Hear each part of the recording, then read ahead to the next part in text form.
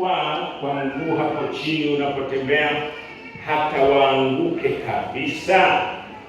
Hasha, hapana. Lakini kwa kosa lao wokovu umewafikiria mataifa. Anasema kuna kitu kimetokea kwenye kuanguka kwao, kosa lao limesababisha wokovu umewafikia watu wa mataifa, ili wao wenyewe watiwe wivu. Ili wao wenyewe watiwe wivu.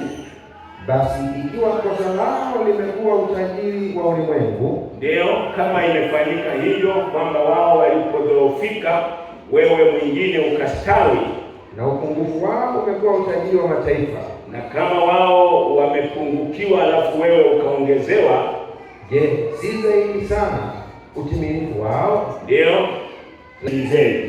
Basi kwa kadri nilivyo mtume wa watu wa mataifa. Maana Paulo anaongea haya, anasema mimi ni mtume wa watu wa mataifa, sio Wayahudi tu, ila hata watu wa mataifa mengine.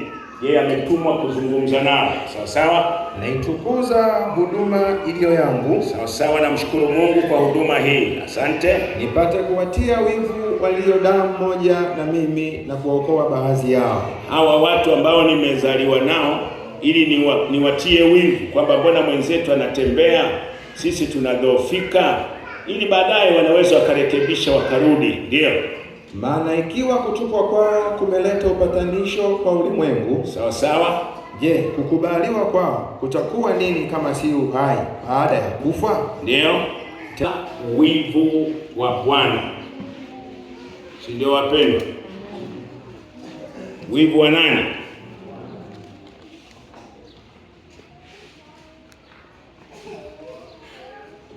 Tusome kitabu cha Nahumu sura ya 1 mstari wa 2.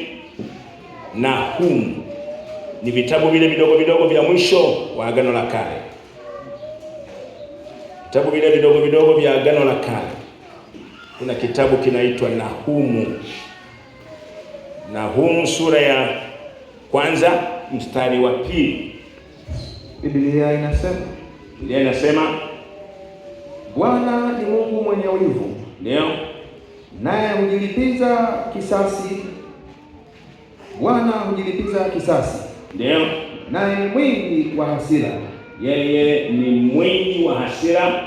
Bwana hujilipiza kisasi juu ya adui zake. Juu ya adui zake. Huwawekea adui zake akiba ya hasira. Huwawekea adui zake akiba ya hasira. Sasa hapa ninazungumza wivu wa Bwana. Wivu wa Bwana. Neno hilo katika Nahumu sura ya 1 linaongelea habari ya Bwana ni Mungu mwenye nini? Mwenye wivu. Amen. Ninataka nizungumze hili kwa maana fulani ambayo nitaieleza. Hii maana lazima tuifahamu, alafu tuendelee kumjua Mungu wetu, kwamba huyu aliyeziumba mbingu akaiumba na nchi, alafu ameweka mfumo ulioko juu. Kule juu ndio tunaona ameweka mfumo wa hewa, ameweka mfumo wa mwanga, ameweka mfumo wa mawingu ya masika na nini hivi, na kuna watu wanaishi huko. Lakini kwenye dunia yetu pia ameweka hii ardhi, akaweka na matabaka yake. Ardhi hii sio udongo mmoja, kuna udongo wa aina nyingi. Ndani yake kwenye udongo ameweka utajiri mwingi sana, ikiwemo mimea, wadudu, wanyama, akina ndege na madini na vitu mbalimbali. Mungu huyu ametengeneza majira. Kwenye mzunguko wa dunia kuna majira haya, kuna mabadiliko, kwamba naweza ikawa mchana, masaa kadhaa yakipita inakuja usiku. Tunakuwa na kiangazi, kina miezi yake, baadaye kuna masika. Hivi Sasa huyo Mungu uwezo, kwa kuwa amevitengeneza hivi, anazo sababu. Lakini jambo la pili, ana uwezo wa kuviendesha, yaani ana namna ile ya kumiliki, ana uwezo wa kuvitumia kwa malengo yake. Anaweza akaliamuru jua likafanya kinyume na ule mfumo wake. Anaweza akaamuru masika yakafanya kinyume na ule mfumo wake. Anaweza akaamuru hata mtu ikawa tofauti na ile asili yake.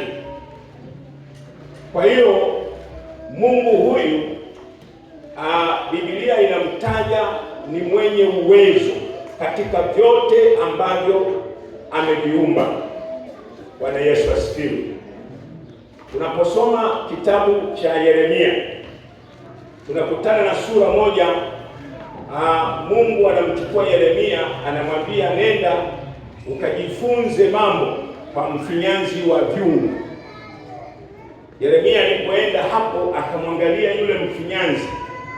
Kufinyanga huwa ni kutolea udongo umeulowanisha kwa maji, halafu unatengeneza kile unachokitaka wewe. Wafinyanzi wanajulikana, ndio maana tuna vyungu kwenye majumba yetu. Vile vyungu ni udongo, lakini chungu kile hakijatokea tu kwenye udongo, isipokuwa ni mikono ya mtu ametengeneza lile tope, halafu akatengeneza chungu anavyotaka yeye. Inawezekana shingo ndefu, inawezekana shingo fupi, inawezekana tumbo nene au viti hivi. Sasa Mungu akamwambia Yeremia, kasema, unaona huyu mtu alivyo na mamlaka na udongo anaoutumia? Kasema, nimejifunza, ana mamlaka nao. Mungu akasema, nenda kazungumze na watu wangu, mimi ndivyo nilivyo kwa wote wenye mwili.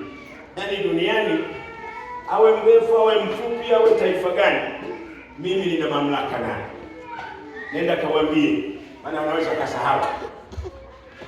Sasa hii yote ndiyo wivu. Neno wivu ni uamuzi ule wa kubadilisha mfumo. Neno wivu hapo lilivyotumika ni ile nia na yale makusudi ya moyoni ya kubadilisha mfumo ulioanza, kwamba nimeanza kwa mfumo huu, lakini nimeamua kubadilisha. Sasa sio hivi tena, ninabadilisha. Hii ndio maana ya neno pale wivu. Bwana Yesu asifiwe. Sasa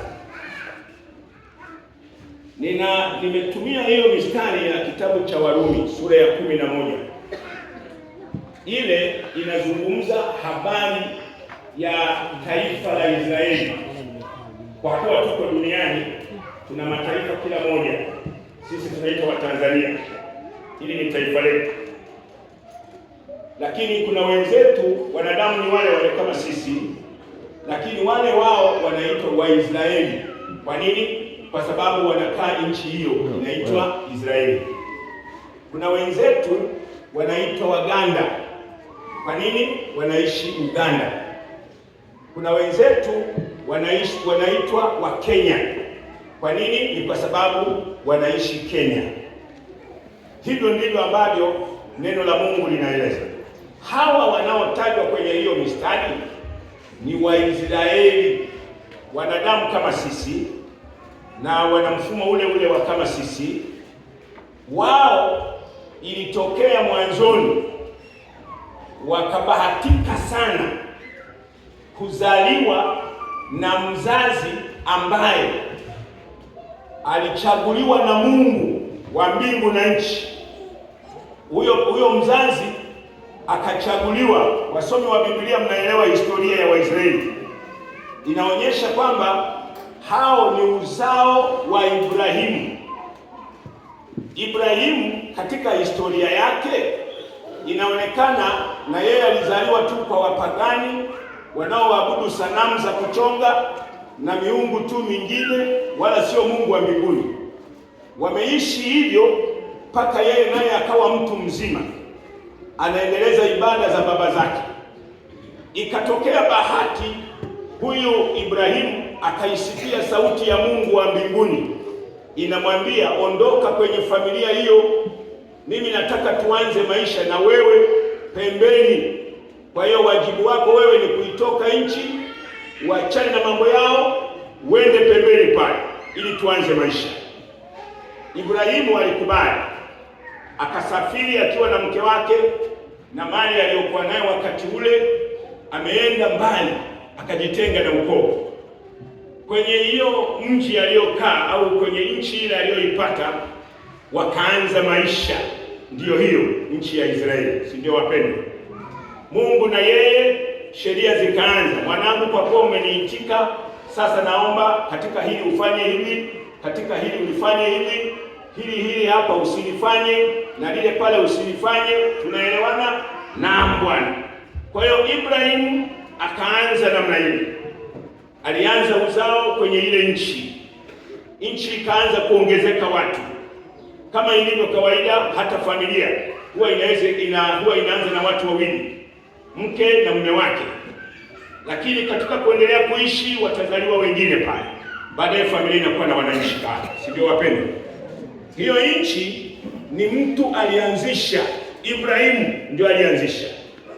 Sasa kwa namna alivyoishi Ibrahimu, baadaye watoto wake akaendelea kuwaelimisha namna ya sheria za Mungu, kwamba jamani, Mungu aliyenileta hapa anaitwa fulani na huyo sheria zake ni hizi. Kwa hiyo wanangu, tunapoishi basi naomba tutembee kwenye sheria hizi. Watoto wale akiwemo Isaka na wengine wakaendelea kushika. Familia imeenda. Ibrahimu akafariki kwa sababu ya umri wake umeisha. Haya, katokea Isaka naye akaiendelea, baadaye akazaliwa si Yakobo, si na nani wengine, uzao unaendelea, si ndio wapendwa? Sasa Biblia inasimulia ukoo ule wa Ibrahimu.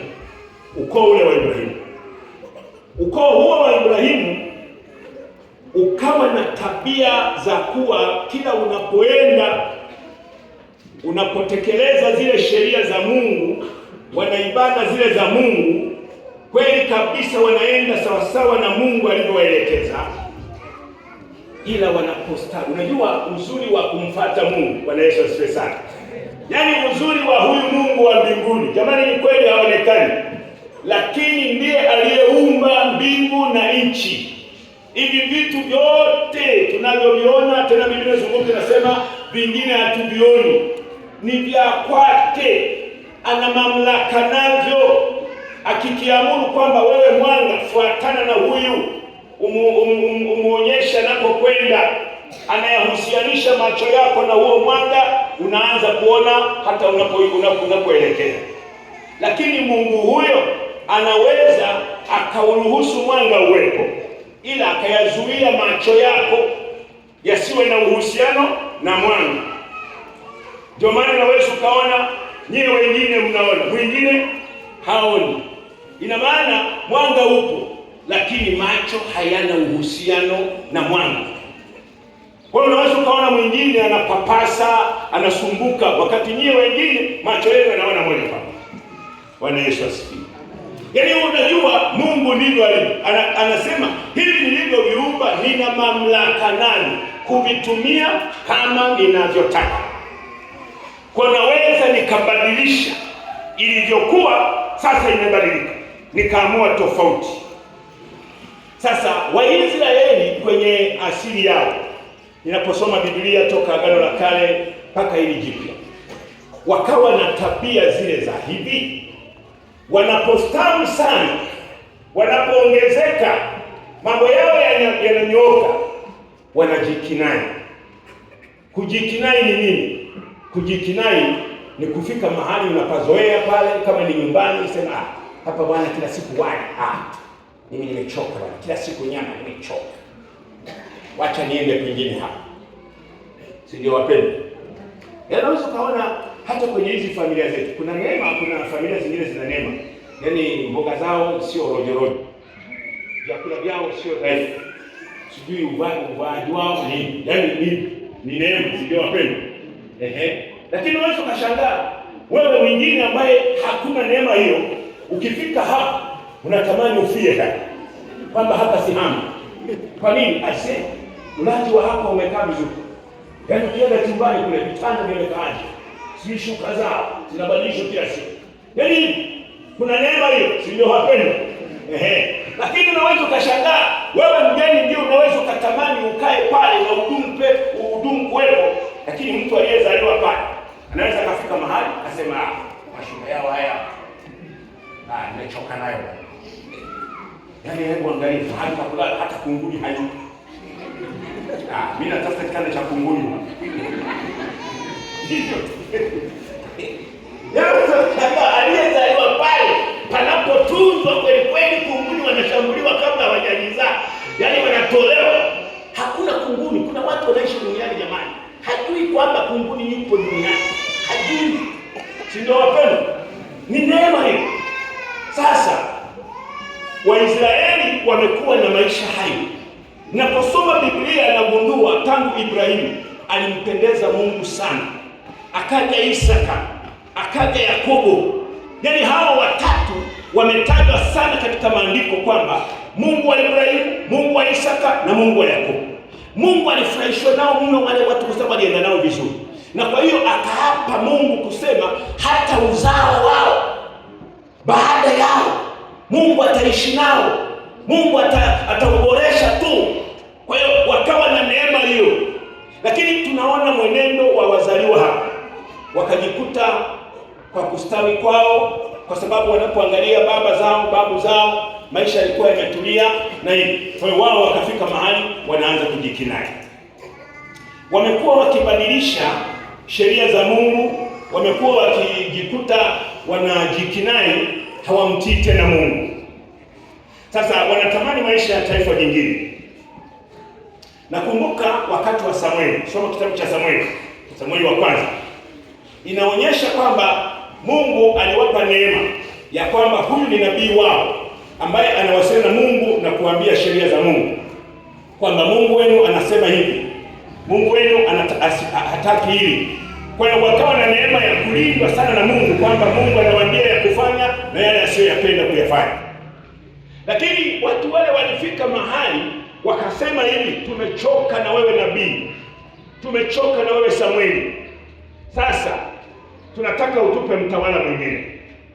Mtawala wa namna gani? Wanasema tunataka mfalme. Mfalme ni rais wa nchi.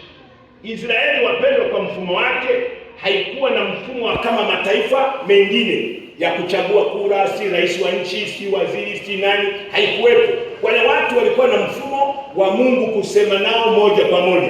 Na kwa hiyo Mungu alijichagulia mtu ambaye atakuwa anasikia sauti ya Mungu, halafu anawaambia taifa lote kwamba jamani, Mungu leo ameniambia tupitie huko, hili jambo tuliache, sijui namna gani hivi. Kwa hiyo walifika mahali wakaanza kujikinai. Tunaposoma habari za wakati wa Samueli, basi tunaona Waisraeli walifika mahali wakasema, tumechoka na mfumo wa kuongozwa na nabii, tunataka mfalme. Sasa waligombana sana na huyo nabii. Samueli kwa ile namna aliyokuwa anayo akawahurumia, akasema, mbona mnataka kujiondoa mikononi mwa Mungu? Mnataka nini nyewe watu? Tumechoka. Tena si namna gani wanapiga kelele. Ni kama hivi ilivyofika wakati wa Yesu. Yesu alikuja, lakini Waisraeli wale wapendwa, soma Biblia, inaeleza inasema walimzomea, wakasema hatutaki ututawale tena wewe, hapana. Kwa hiyo Waisraeli wamekuwa na mfumo huo wa kukataa maelekezo ya Mungu. Sasa wivu uko hivi, kama aliyeanza vizuri akaharibika huko njiani, akagoma, ule uhusiano wako na yeye mlioanza naye na ukayanyoosha maisha yenu wote, sasa ameugoma. huyo. Jamani, Mungu hana hasara, Mungu hapungukiwi. Wivu uko hivi, huyu ambaye nilimchagua sasa nimemstawisha, kweli tunawiana vizuri, akibadilika huko njiani, mimi ni Mungu mwenye wivu. Anaeleza, mimi ni Mungu mwenye nini? Mwenye wivu. Wivu kumfanya mtu baada ya kuona ile hali nzuri aliyoanza nayo imeharibika, hakati tamaa, anaiondoa hiyo hali iliyoharibika, anaitupa, anatengeneza nyingine. Kama ni mtu anamuondoa, anamtupa, halafu anaunda mwingine. Ndivyo Mungu alivyotembea na Musa. Soma Biblia kitabu cha Hesabu.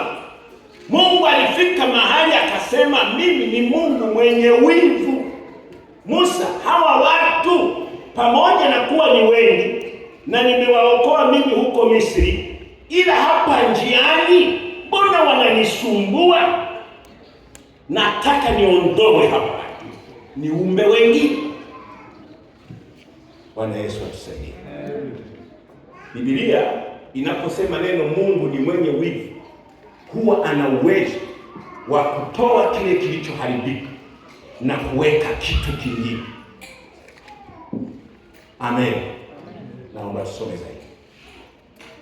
Yohana sura ya kwanza.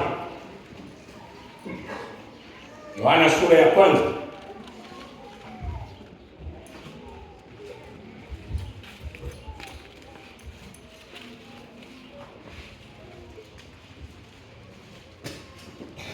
Yohana sura ya kwanza mstari wa 10 hadi wa 12. Biblia inasema, ndio, alikuwako ulimwenguni, hata kwa yeye ulimwengu ulipata kuwako. Alikuweko ulimwenguni, hata kwa yeye ulimwengu umefanyika kwa mikono yake. Ndio, wala ulimwengu haukumtambua. Wala ulimwengu haukumtambua. Alikuja kwake, wala walio wake hawakumpokea. Wala walio wa kwake hawakumpokea. Bali wote waliompokea, aliwapa uwezo wa kufanyika watoto wa Mungu. Ndio wale walioaminio jina lake. Ndio waliozaliwa si kwa damu, ndio, wala si kwa mapenzi ya mwili, sawa sawa, wala si kwa mapenzi ya mtu, ndio, bali kwa Mungu. Ndio. Na neno alifanyika mwili. Huo ni mstari mwingine. Akakaa kwetu. Ngoja niseme, nilikuwa nimesema 10 hadi wa 12. Bwana Yesu asifiwe.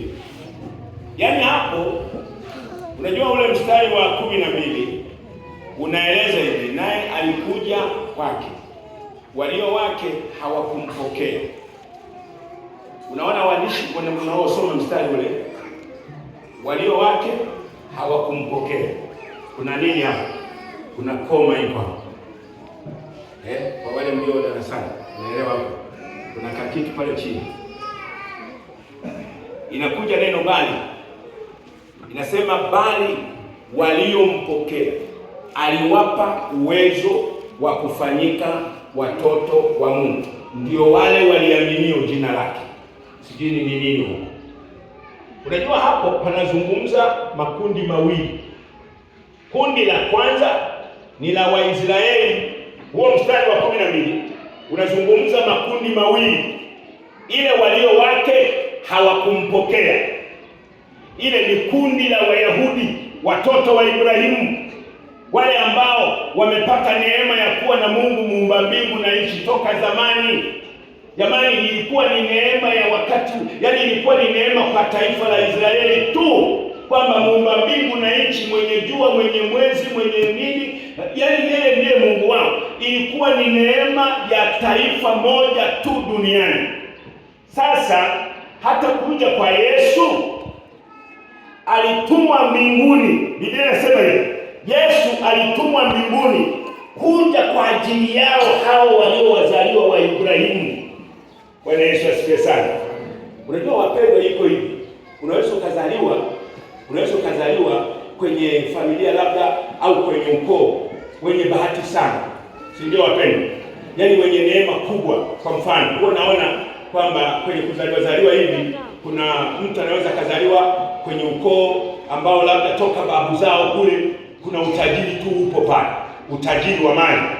Sasa watoto wanaozaliwa, swala la shule halisumbui. Anahimizwa na wazazi, nenda shule, nenda kabisa ukasome, mwanetu ukawe daktari, si ukawe nani hivyo. Yaani wanakuhimiza wazazi kwa sababu mali ipo.